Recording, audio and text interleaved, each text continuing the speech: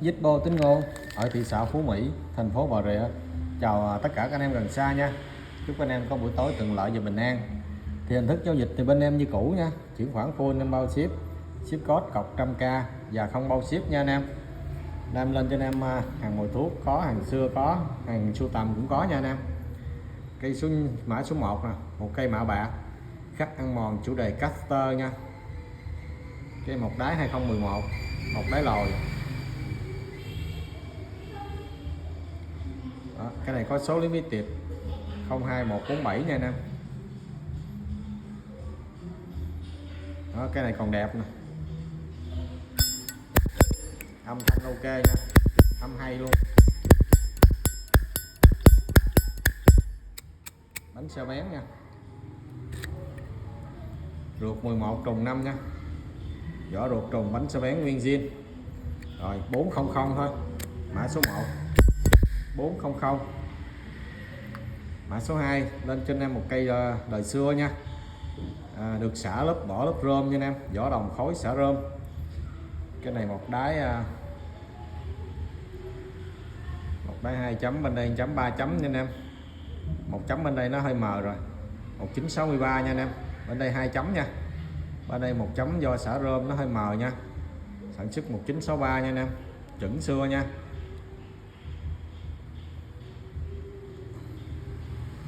Cái này đẹp len ken nha anh em, xả rơm ra đẹp len ken.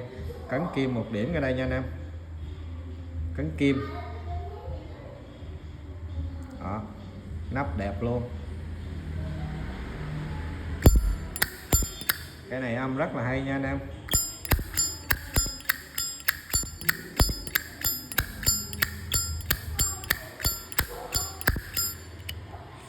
Bánh xe bén ngót, bén như pháo bông luôn.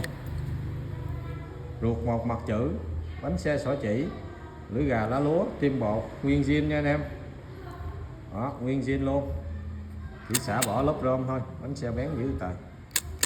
Đó, giao lưu với anh em 1400 nha.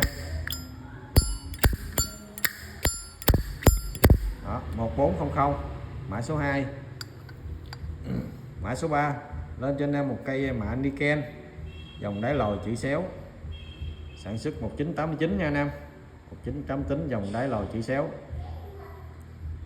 Đó, cái này được được thay bản lề 4 chấu rồi nha anh em chú ý nha, đã được thay lề 4 chấu.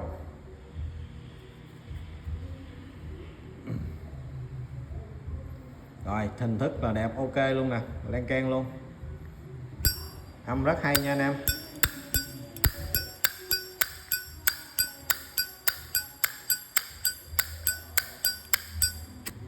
Rồi, bánh xe bén nè, này đang trên thuốc. Đó,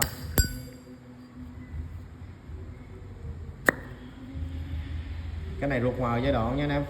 Đó, cái này ruột mờ giai đoạn 8893, ruột mờ 5 nha. Đó, nguyên zin luôn, chỉ có thay lề 4 chấu nha anh em, đã thay lề 4 chấu nha. Giao lưu với anh em cái này 800 nha anh em, 800, âm rất là hay nha. Đó, mã số 3 800. Rồi lên cho anh em mã số 4, một cây này cây nhiều mã Niken luôn nè, màu Niken nha anh em, chủ đề khắc ăn mòn nha. Một đáy 02, nó dòng đáy lồi 02. Đó là zin nha, này còn đẹp luôn, còn đẹp, chưa có cấn luôn nè, các góc cạnh còn liền lạc, cấn kim nè. Đó, ok, âm thanh là ok luôn anh em.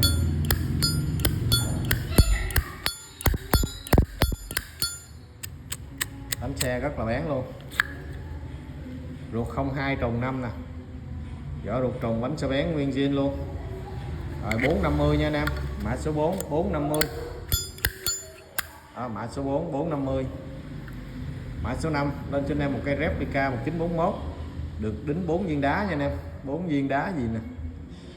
Đó, một đáy 07 nha, cái này sản xuất năm 2007, bản lề zin nha.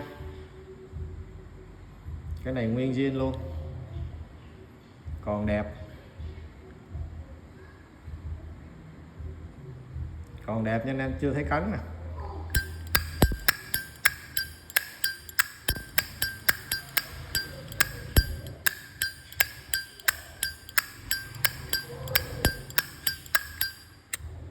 Bánh xe rất bén nha anh em, ruột chưa vệ sinh luôn, ruột 07 trùng 5 luôn nè, vỏ ruột trùng, bánh xe bén nguyên zin.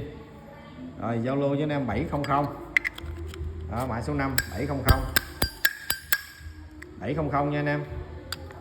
Mã số 6 lên cho anh em một cây thư ngang nha, thư ngang đáy lòi 10 lá mã, sản xuất 1994.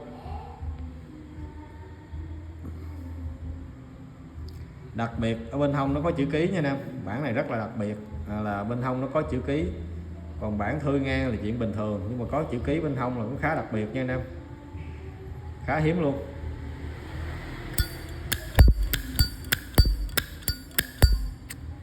Rồi bánh xe bán luôn, một phát lên lửa luôn.